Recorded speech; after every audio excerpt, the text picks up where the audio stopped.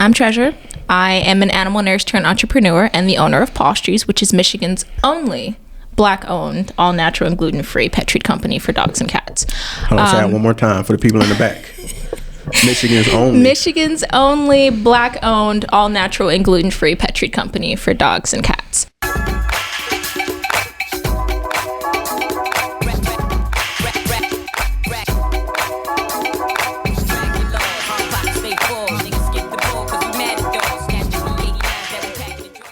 What up, though, Black Fridays family? Welcome back to another episode of the podcast. I am here joined by Miss Treasure of Pawstries, which is a all-natural pet treats business. How are you? I'm doing well. How about yourself? I'm doing great. Thank you for joining me today. Thank you for having me. Of course. So, if you could intro us into who Treasure is, and then also tell us a little bit more about Pawstries.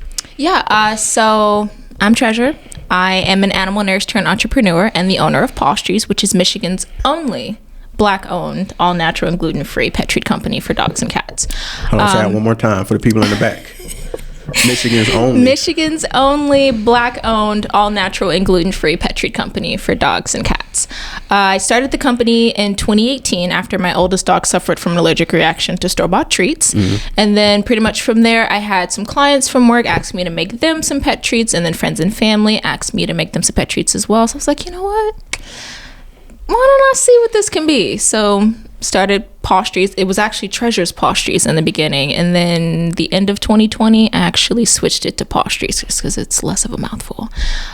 So yeah, now we sell nationally, well, locally, nationally, and internationally. So we're just, providing all natural, healthy, delicious pet treats all around the world. Love it. Yeah. Love it. So before I get into my favorite part of Black Fridays, I want a follow-up question on that. Why is it important for pets to have natural treats, so gluten-free, things like that? Because growing up, I grew up with a cat and a dog, and sometimes whatever we ate, that's what they ate. So, and I know that's the case for a lot of people in situations where they have pets. So I want to know why it's important for them to be able to have access to all natural options. So even though dogs and cats are animals, right, they have a lot of the same functions and processes as humans do. And so if we as humans have the opportunity and the right to have access to all natural and gluten-free things to kind of help with our ailments and natural diseases or whatever we're suffering from, so do they. So my dogs actually have a gluten and a poultry allergy. So that's why the treats are gluten-free, as well as we offer venison and bison proteins as a different option. Because what a lot of people don't know is that some pets have a sensitivity to certain things that are in the treats. So this way, the treats that we provide are able to be, consumed by pets with sensitive stomachs, as well as allergens, just like mine. Yeah. Got you. Okay. Well, thank you for breaking that down for me. And now I'll intro you to Freestyle Fridays.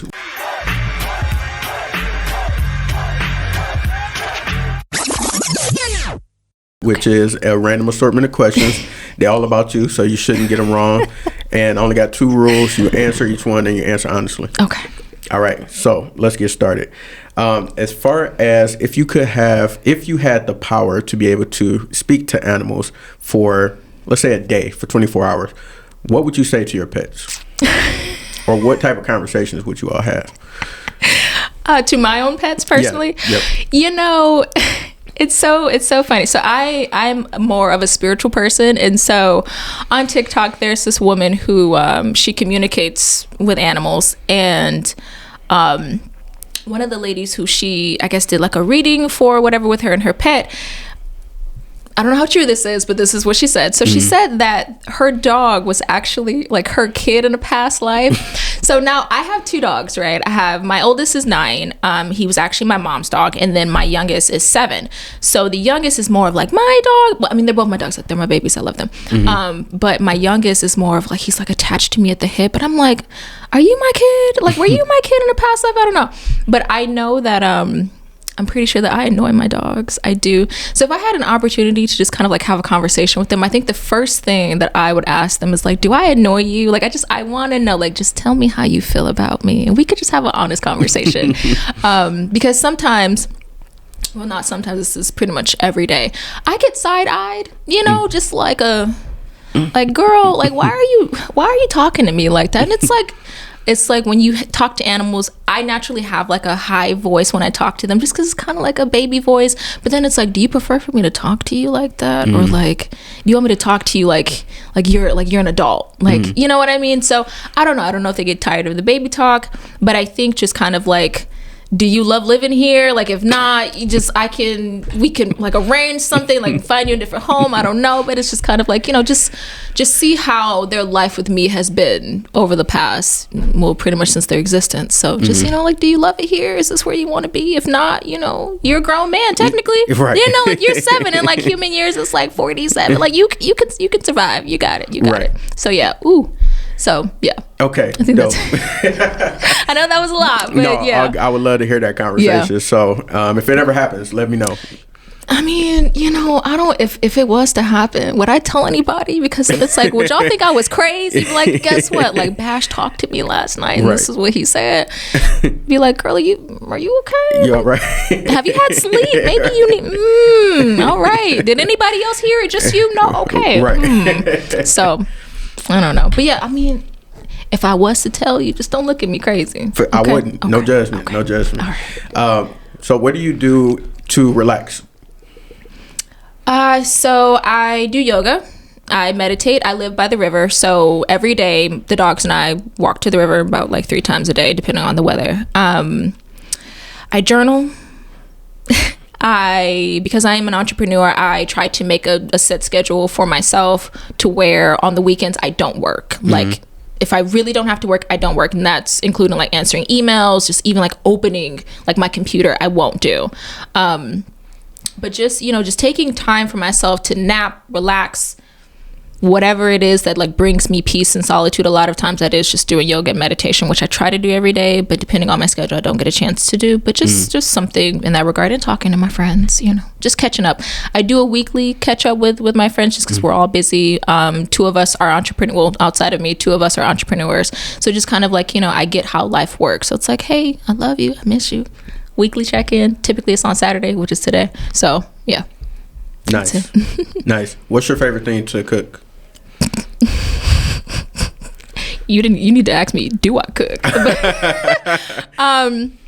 So what's funny is I'm not I'm trying to do better with cooking. I started to have to kind of make my own meals starting like January, because my friend went to New York for like a whole month. So I was like, I gotta figure out how I'm gonna like cook. Like, I mean, I know how to cook. Don't get it twisted. But just more of like cooking to like really enjoy the food versus like cooking just to eat kind of thing. So I started off with pastas. That's kind of like simple. But my favorite foods, it's not even a food, it's just like a vegetable. I love Brussels sprouts. So any way that I can make a Brussels sprout, I'm gonna make it. I also love salads, and that's not really cooking, but I could really do a good salads and casseroles, a thing. As far as like everything else, I don't know. I'm a pescatarian, so it's like I don't really eat a lot of meat. So salad's not really something that you can cook, but I love to make salads if that counts. Learning how to finesse a salad is definitely a skill. So yeah, we'll take it. Yeah. And I don't like just like a basic salad. Like I like to do my salads up. So it's like you gotta have. I'm a kale girl. I don't really like lettuce. So you got kale, you got cranberries, you got apples. You got, let me see. There's like certain types of like nuts, like cashews and things. I love it. I love it all. So. For sure. Yeah. And last but not least, give us one thing that's funny that happened to you this week.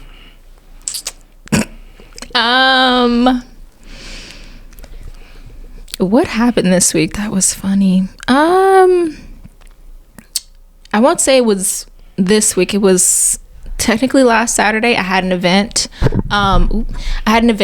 And wore me out. I was completely tired. That all last week I barely like got like a wink of sleep, so I was just completely exhausted, and I think my body was just like hanging on through the event. So after the event was over, my body was like, okay, end scene, like we're tired. So I am on my way to get some food from Chipotle. I order it, and then they didn't have chips. I was like, oh, like I gotta go to the gas station. That's another journey. Like I just want to go home and eat. So I get to the gas station, and I put the chips in the little, you know, window thing, and she's like, would you like a bag? And I was like, no, please. And then I'm giving her the money. I was like, wait. I was like, did I just say no, please? And she looks at me, and I was like, you're gonna have to excuse me. I was like, I'm so tired. She's like, you look like it. I said, do what? I said, goodness gracious. I said, wow, well, I don't know how to take that, but I'm gonna go home and get some sleep. She said, yeah, I'll see you later. Cause like, it's a gas station that I frequently visit, so she knows who I am. I mean, I don't really think that that's like funny, but it's just, I was so tired and I didn't know what I was saying. I don't really have like a lot of funny moments. It's besides me being with the dogs and me getting side-eyed like 45 times a day. That's really what it is. Okay. So yeah. Fair enough. Yeah. Fair enough. Well, thank you for participating in Black Freestyle Fridays and successfully passing. So thank you for engaging in the randomness of the questions. And want to go more back into your journey as to what led you down the path of creating pet treats, and how did your pets play a role in you developing that? Yeah, so they are pretty much 100% the reason why I started the company in the first place. And when I first started making the pet treats, it wasn't for me to sell to anybody. It was just for the benefit of my own pets. And, you know, me buying pet treats from the store and pet food from the store, a lot of times, a lot of people, as well as myself during that time, we have like misconceptions that everything on the shelf for our pets and even sometimes ourselves is healthy. It's what we need. It's okay. You know, it's, you know, certified, like it's fine. But unless you turn the package around and you read the labeling, it's like, some of these ingredients, one, I don't know what it is. Two, I can barely pronounce it. And three, it's just like, maybe, you know, I don't know what that is. So it was more of like, I want to take this into my own hands because my dogs had been eating treats from the stores for a very long time. But now all of a sudden, my dog was losing weight. He was losing hair. He was having hot spots. And I'm like, the dog is only 9 pounds. He lost 3 pounds within 2 weeks. Something's going on here. And because my dogs are father and son, it's just kind of like, oh, well, if something happens to one, 9 times out of 10 is going to happen to the other. So I was like, you know, I have to figure out a way to, one, not have this happen again, because I don't have actual children. So my dogs are my children. So I was like, I want to, you know, provide them with something that's going to keep them around. Right. So I did a lot of research into, you know, what they could eat, what they couldn't eat. And as far as them having a gluten and a poultry allergy, they had been eating chicken since they were puppies. So I was like, well, that's kind of odd, you know? So I was like, okay, so there's something called novel proteins, which is typically like a protein that's outside of your normal. So typically in dog foods, you have your chicken, you have your beef, you have your salmon a lot, you know, in a lot of dog foods. So I was like, okay, well, what's different? So that is duck, that is venison, that is bison, that is rabbit. So I was like, okay. I was like, well, rabbit's expensive. So I was like, well, let me try the venison and the bison. So then I started actually making the treats, and then I started actually making their own food. And I've had people like, oh, well, are you going to do dog food next? I said, listen, that's a different ballgame. I'm like, let's just stick to the treats first. Let's see if we could, you know, kind of craft this. And then if I'm able to do that, then that's like another venture that I'll do. But when we first started, I had so many different flavors. I was trying so many different things. And I was like, you know, maybe I should just kind of stick to 4, right? Like my top 4, like what they like. So then, so that's just kind of like how it started. And then once people started inquiring more for me to like make them treats, I was like, okay, well, maybe I can start a business out of this. Looked up all of that, you know, information, like how to register the company and get that together, because going from, I guess, like typical American 9-to-5, you know, corporate jobs to, I don't know what I'm doing, you know, running my own business, and then not really having someone else in your sector to kind of like help you out, because they don't know what that life is like. It's just, I had to do a lot of research before actually like taking things to the market, because I'm like, well, if I'm going to be selling this, I have to do it right. I don't just want to like make something out of my kitchen and then send it to a pet, and then like, what if something happens, right? So yeah, just a lot of work had to be done beforehand. And then in terms of that research that you were doing as far as like recipes and things like that, how difficult was that to come up with the different flavors that you decided on and the production of the treats themselves? So it wasn't really that hard. It's just trying to figure out, ultimately what fruits and vegetables dogs can and can't have. Being an animal, like I know all that information already, but it's just kind of like, okay, well, I have to take into account dogs that have like a myriad of allergens, and also like what about their stomachs? I don't want to give them something maybe that's too acidic, or give them something that may upset them. Like I want it to be as all natural as possible, and that's without any preservatives or colors or fillers or anything like that. So just kind of figuring out like, okay, like of course I have my own dogs to test off of. So when we first started, I think I had like peanut butter and cranberry, peanut butter and blueberry, peanut butter and banana, and then I had regular peanut butter. And what I was noticing is that most of my customers were just pretty much buying peanut butter and banana. So I was like, okay, well, I am spending a lot more money making these extra treats when really I can only just kind of consolidate it to two. And then with the ingredients for the venison and the bison treats, we started off with, at first we were like, oh, like we're going to be grain free, but then it's like there's so many different articles and things that were coming out at the time where it's like, okay, well, you don't have to actually have your pet on a grain free diet, and because it leads to other health complications. So I was like, well, let's dial that back. So then I was like, okay, like I do want to make sure that these treats are gluten-free, but then I also want to be upfront with customers. So like, hey, they're not grain-free as well, because a lot of customers are like, oh, like, are these also grain-free? It's like, no, sorry, they're not. Now some breed of dogs do have like a grain allergy, and it's like, unfortunately, like, hey, like, I'm sorry, but there are other alternatives, other than our brand, and that's like, I'm fine to recommend other people to other brands. Like I don't feel like if I can't serve you, I do know someone that can, right? My whole goal is to just make sure that pets have like healthy pet like treat options. So it's like, if you can't get it from me, I can point you in the right direction. So yeah. And as far as people who own pets, how can they find out? Because you mentioned like having allergens and different things like that. Yep. As far as complications, what they can and can't eat, how can people figure out, okay, my pet can't have this, versus the typical trial and error? Like, okay, well, I guess they threw that up, but what can I give them? So ultimately you don't know until you know, right? You don't know until something happens. And that's what happened to me, because like I said, my dogs had been eating chicken pretty much since they were born. And so bought these one brand of treats, and we went on vacation, and we came home, and all of a sudden just things hit the fan. So I was like, I'm like, nothing changed in your diet, like what's going on? So then because at that point, because Chase had been losing like so much weight and like losing hair in such a short amount of time, I was like, okay, well, I can't do an elimination diet, which is pretty much kind of like removing certain things to figure out like, okay, like, are you going to get better with the removal of this? So I was like, well, let me take you to work. And we got an allergy test done. So I got one done for him and Bash, and the results came back, and I was like, okay. So it's pretty much, also, I always say that there's a difference between pet owners and pet parents. No shade to the pet owners, but it's like, I pay attention to my dogs, right? If I rub them all the time. So it's like any little bump, any little thing, it's like, that's new, right? Any change in behavior, that's new. If you're sleeping too much, that's out of the ordinary, right? So it's just kind of like, you have to pay attention. Now, in that regard, it's like, all right, well, if I'm noticing that like, hey, maybe he's not eating his food, or like maybe, he looks a little bit slimmer, then it's like, okay, well, I have to take him into the vet to see what's going on, because that's outside of the norm.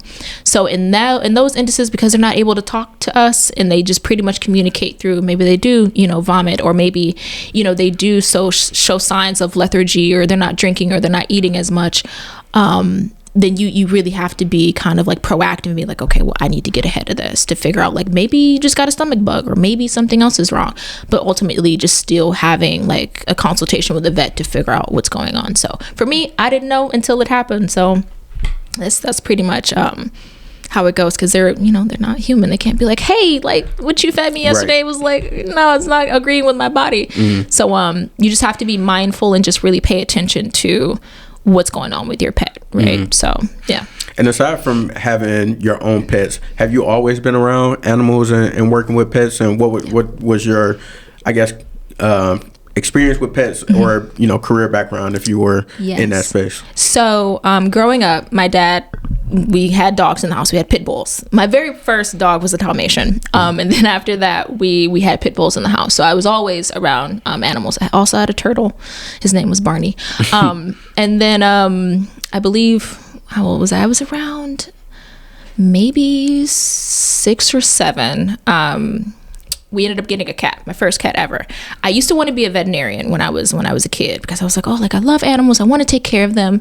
And so I was like, this is what I have my mindset on. I love animals, animals just like naturally gravitate towards me. And I want to just help take care of them. So, middle school, high school, we get to college. And then I started doing my vet tech school. And through that, just training and being around other vet professionals, I was like, oh, maybe being a vet is not what I want to do. But I was like, maybe it's not that bad. But I want to say it was around maybe 2017, 2018, I started working at an emergency vet. And by that time, that was maybe like my 3rd or 4th vet clinic I had worked at. And so I was like, I love everything that the vets do, right? Because they're kind of like superheroes for the pets. As well as, the vet nurses, we're also like superheroes for the pets and just making sure that they have everything that they need and we provide them with the best possible care. But what I noticed is that a lot of the vets were pretty much just working all of these long hours just to pay back, student debt.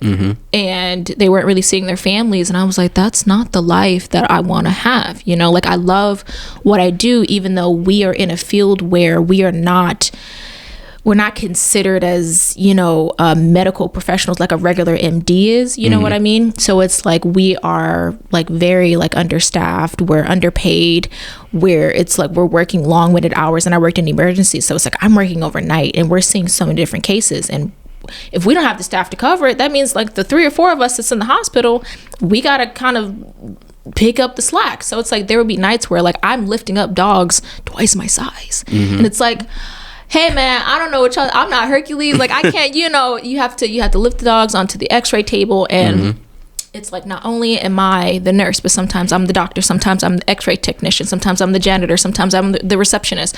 I'm doing all of these roles, but it's like, I'm not being recognized properly. I'm not being compensated properly. So it's like this, as much as I love what I do, it's like, I don't think that I can continue, in this field anymore.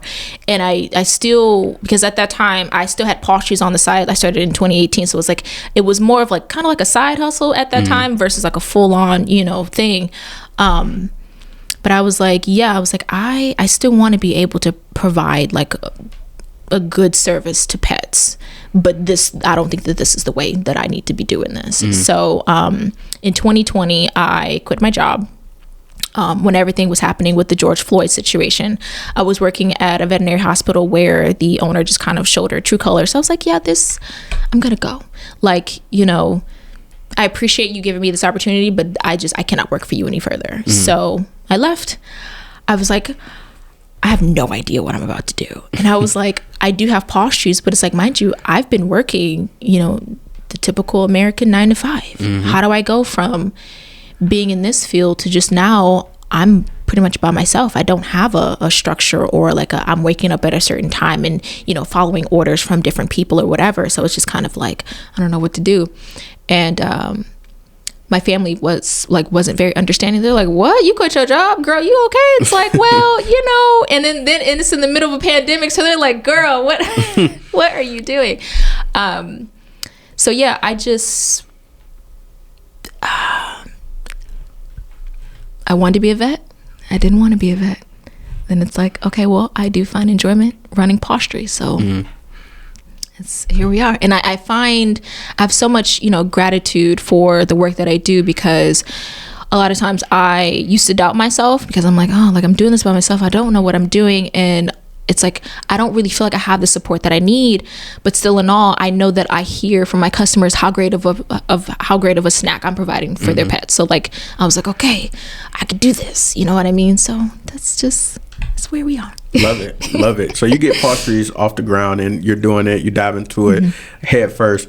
How did you get how did you start to build brand awareness, get the name out there for Pawstries? And I know in the previous conversation we had, I know you do different events and be a vendor and things like that, but want to know, like, when you're getting things going, how did you push yourself to get out there? So I will attribute this to the clients that I had from working at the vet hospital. I worked in West Bloomfield, so a lot of, people they're in more wealthier sectors. So a lot of them were like, hey, like, I love what you're doing. And because I was a nurse, they're like, hey, is Treasure working today? We want to request her, this kind of thing. So when I told them that I was doing this on the side, they're like, oh my goodness, like, really? Like, I want to help you. So a lot of them would tell some of their friends and family, and then that's just kind of like how that worked. And then starting off with like Facebook, doing ads, just kind of like really reaching out to people saying, hey, we're a pet treat company. We would love, if we could provide your pets with treats. And I also did dog sitting back then as well. So a lot of the clients that I had from dog sitting were also like my customers as well. And then I want to say I had my first event in 2019 that's really kind of like got the ball rolling and like having us like on the map. And I've done like articles and things like that, just kind of, putting the name out there. But pretty much just social media, just trying to run ads, even though I don't really know how to do that well. But, because I feel like things are always changing. But yeah, I think that's pretty much how we did it. Just word of mouth pretty much. And then, just wherever I ended up working, like in the vet like hospital sector, I was just like, okay, like just telling people like, hey, like also like I had to run it by the owner first, like, hey, is this cool? Like, I don't want to, but yeah, so just word of mouth, doing like ads, doing articles, and then doing events as well. So yeah. And I remember you telling me that you developed your own website, which is dope, by the way. Thank you. So, and I know that wasn't your area of expertise, but how did you kind of, I guess, get out of your own way to say, okay, let me push myself to try something new and build my own website for the business? So when I first started trying to develop a website, I was like, well, I have to think of it from like the perspective of a customer. Like, what would I want to see, right? I don't like to, click through so many things, and because we're in a with click, it's at your door tomorrow kind of like environment. So I'm like, all right, well, I got to figure out a way to make this process as easy and simple as possible. So I love colors, right? I'm like, I need something that's like attractive to the eye. And then two, I'm also into photography. So during that time I did like do a lot of my own photos and things. So it's like I took the photos in a way that it would be appealing to the customers. So like, wow, that's like having my dogs, eat the treats or whatever, like captured in that way.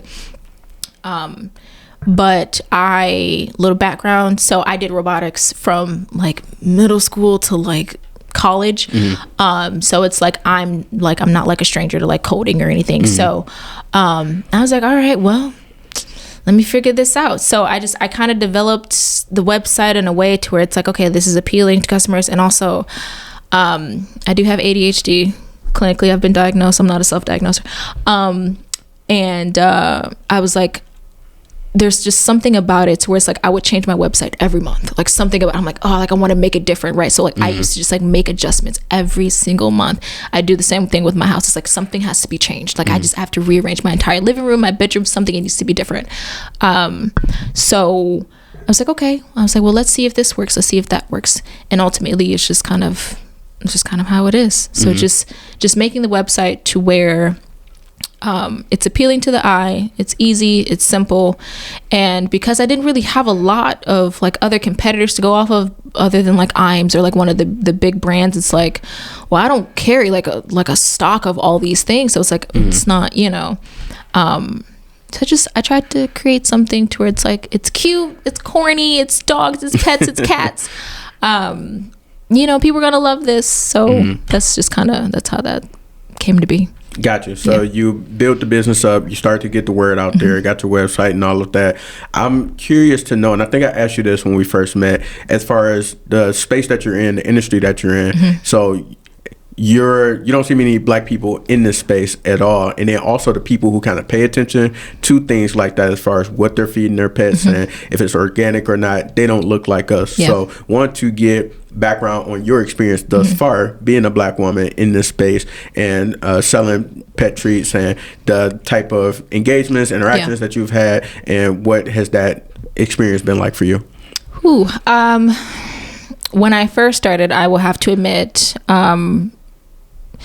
it was very difficult because one, it's more difficult when you don't feel as though you have the support that you want from the people that you want it from. And then to be out here in a world where you are already seen as less than, and then it's like, I'm at an event and I am selling these pet treats to people that don't look like me, but then when they come over to my table, they won't assume that I'm not the owner and I'm just selling it to somebody else. And when I do tell them that I am the owner, then it's like I get like a weird look, like, oh, really? Well, why did you do this? And, like, are you qualified to do this? Just, just pretty much checking to make sure that I'm not just giving their pets just something that like is just like off the street. So over the years, I've developed my spiel to where it's like I'm answering all of your questions before you can even have a chance to ask me, right? And it's unfortunate because if I was not, the race and complexion that I am, I wouldn't have the same type of questions that's being asked. Now I do recognize that that's the world that we live in, and I do recognize that while